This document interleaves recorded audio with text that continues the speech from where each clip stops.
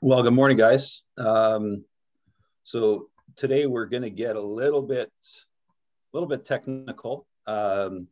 So this is some information that Dr. Doug Weiss has on his website, and so I thought it would be nice to share some of that with you guys today.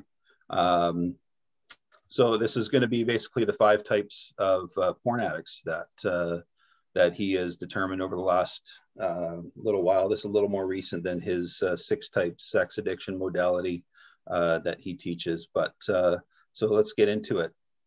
So you've got a handout that kind of breaks down the different types, and there's going to be some questions on there that we can ask ourselves to determine, which type we might fall into. And being able to determine that is kind of important to how we approach the treatment that we do and the different ways that we might combat that. So first off, porn addiction, what is it?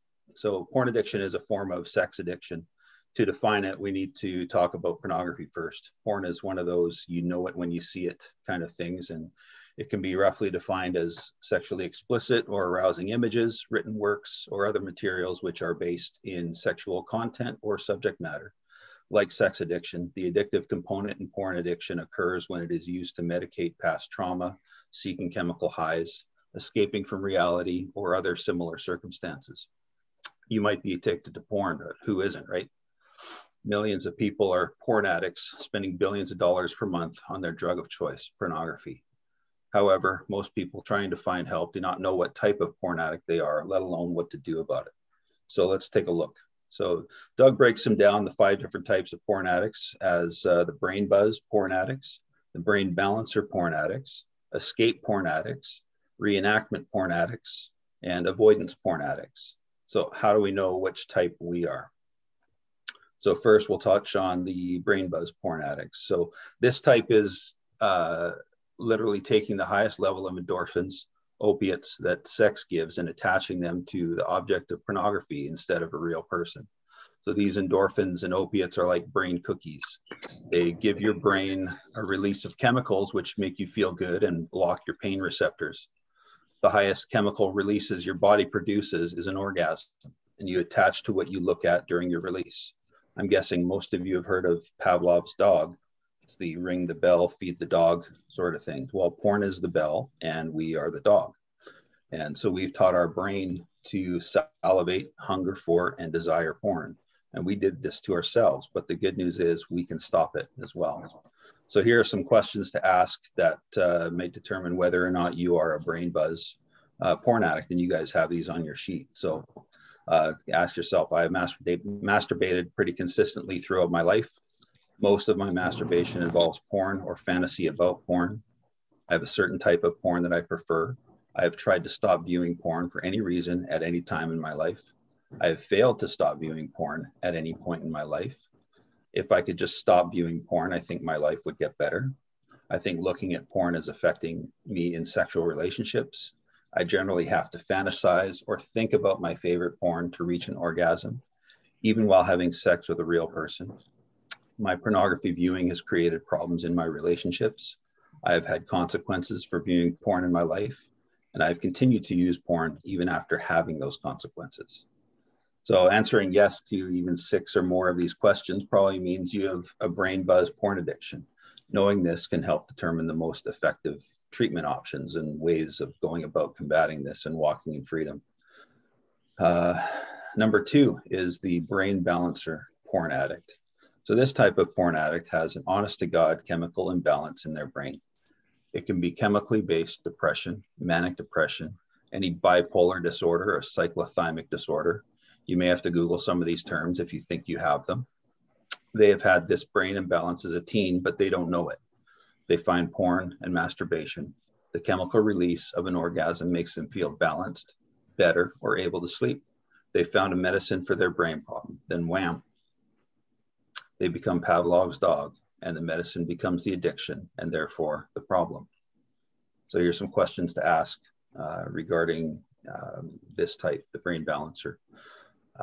I feel like I have 3 or more than 3 of the following: difficulty concentrating, difficulty making decisions, have lost and gained significant weight, have challenges of sleep, have lower energy most days, have low sex drive with real people, and I feel worthless.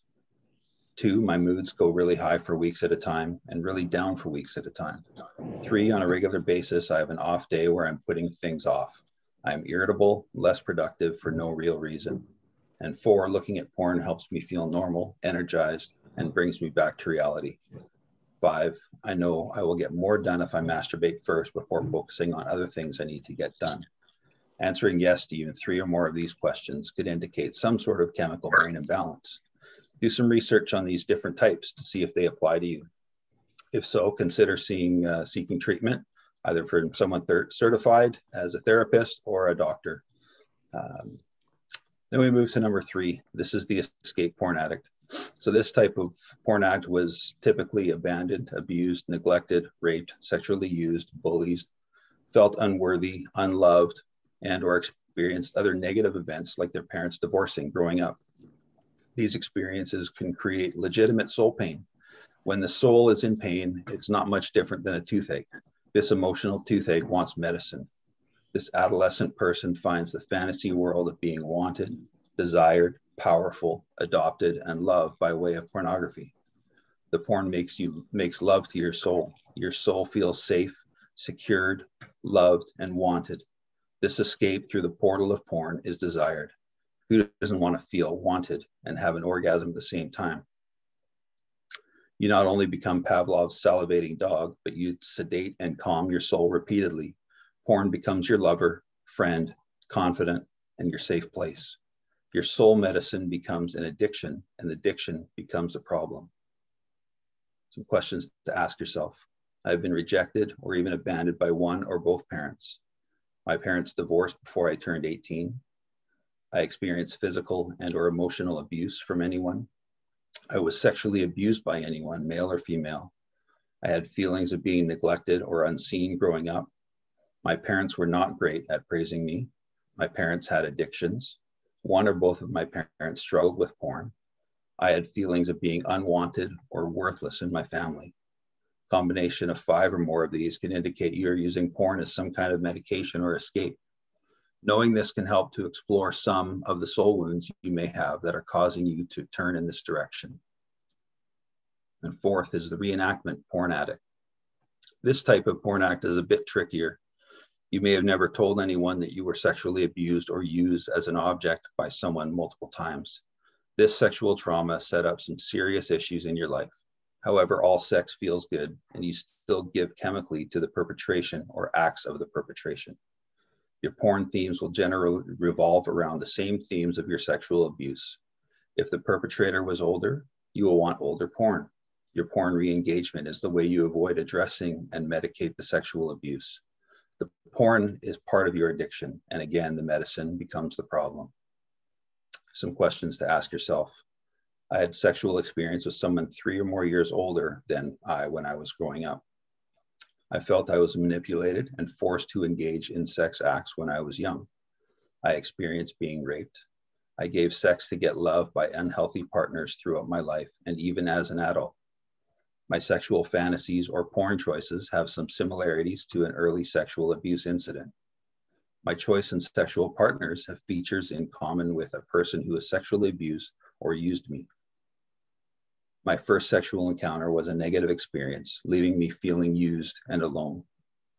If I told a police officer about a sexual incident as a child, the other person would probably have been arrested. Or 9, my favorite porn types depict similar behavior to my sexual abuse. Answering yes to 5 or more of these questions indicates you could have some significant trauma in your life, creating tremendous pain that requires some sort of medication. Many use porn as that medication. And 5th one, avoidance porn addicts. This type of porn addicts has challenges in close relationships of the romantic or marriage type. They are closed off emotionally to their spouse or significant others.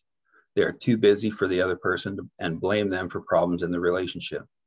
They can also withhold love, praise, sexuality, and are often disconnected during sex. They can also be controlling, angry, or silent in their relationship. They usually can't accept they are wrong, and their spouse feels like a roommate. These are baselines for someone who has intimacy anorexia. Here, the porn addict is so attached to the other world of porn and fantasy that their intimacy with a real person who doesn't worship you is a 24/7 challenge. The avoidance of the real and preference for the unreal is at the core of the avoidance porn addict. Some questions to ask. These will sound similar to the intimacy anorexia questions that some of us have been asked. I withhold love, affection, praise, or appreciation from my spouse. I control my spouse by silence and anger or create arguments to avoid any chance at intimacy. I stay busy for the purpose of avoiding us time. I am happy to live as a roommate. I require medication to perform during sex. I would rather orgasm to a screen than take time for intimacy with my spouse. I am happy to be left alone, preferring no emotional connection to anyone. 4 more positive responses to these questions are a strong indication of avoidance porn addiction. These have significant ties to being an IA. If you fall into this category, there are steps that can be taken to change our behavior. So to sum up, these are the 5 types of porn addicts, and determining which type or types that we fall into is critical to understanding the treatments that would be most effective in helping us experience the freedom from our addictions. And so if you'd like to see more about this, Dr. Weiss has an actual test available on a website called sexaddict.com. Make sure you type in addict, not just sex.com. That may generate a serious Covenant report for your wingman. So that's all I got. Thanks for listening, men. Let's talk about it.